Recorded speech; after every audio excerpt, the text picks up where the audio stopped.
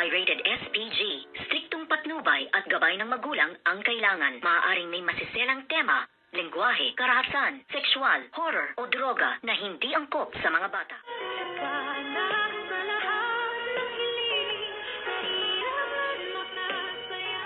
Good morning and welcome sa aking munting channel. Wala talagang kakupas-kupas ang kasamaan ng demonyitang si Moira at tuwang-tuwa pa siya nang siya daw ay magpadala ng isang regalo sa kanyang kaibigan at sure na sure daw siya na mag-i-enjoy ang kanyang buong pamilya. At dito naman ay nagulat nga itong demonyitang si Moira nang biglaan siyang sugurin ni Doc RJ at sabihin na siya ang nag-post ng mga video para nga ipahiya ng tuluyan ang kanyang Ate Giselle. At dito nga ay inamin niya na siya nga ang nag-post at susugurin sana na ito, ngunit mabilis nga dumating ang kanyang mga gwardya upang pigilin nga si Doc RJ. At dito nga ay nasabi lahat ni Doc RJ ang kanyang kasamaan.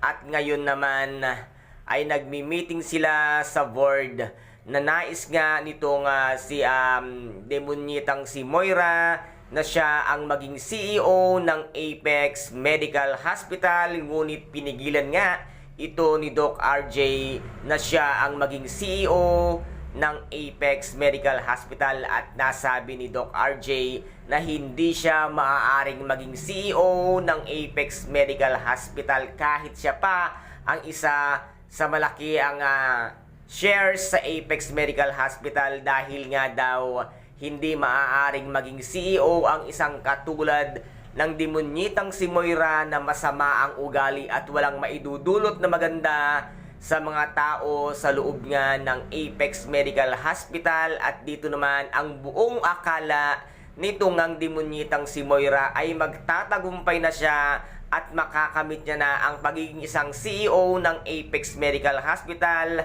Nagulat siya nang biglang sumulpot ito ngang si Miss Lynette Santos kasama si Josa at si Doktora Annalyn Santos nang ipakita niya sa kanya ang ibinigay na regalo. At ito nga ay pinigilan pa nito nga si Josa ang demonyitang si Moira at isuot nga dito ni Miss Lynette Santos ang ibinigay na damit pang burol. At ito nga ang sinabi ni Miss Lynette Santos na ito ba ang babaeng inyong inirespeto? Ito ba ang taong gusto nyong maging CEO ng Apex Medical Hospital na naknukan ng sama ang ugali? Hindi siya ang karapat-dapat na maging CEO at igalang dito nga sa Apex Medical Hospital dahil napakasama ng ugali niya at malademonyong pag-uugali niya.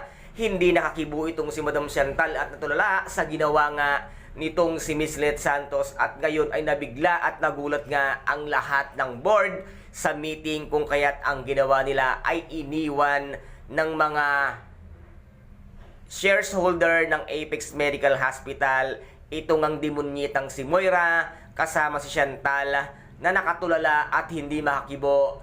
At umalis na rin ng tuluyan itong ang si Doc RJ na ngayon itong demonyitang si Moira ay tulala na ang akala niya ay siya na ang magre-reyna-reynahan dito sa Apex Medical Hospital. Nabigo ka, demonyitang Moira, sa mga plano mong kasamaan. At ngayon, sino pa kaya ang magtitiwala sa'yo dito nga sa Apex Medical Hospital dahil pinakita mo na ang tunay mong pagkatao at tunay mong ugali. At ngayon ay masisira pa ang pangalan nga ng tunay na Morgana Go. Kaya guys, ito po ang ating pakaaabangan dito nga sa abot kamay na pangarap na kung saan ay napaka-intense at kapanapanabik ang bawat eksena. At kung nagustuhan po ninyo ang aking videos for today, paki-subscribe na lamang po ng aking channel, paki-like and share para maging update kayo sa lahat ng gagawin kong videos.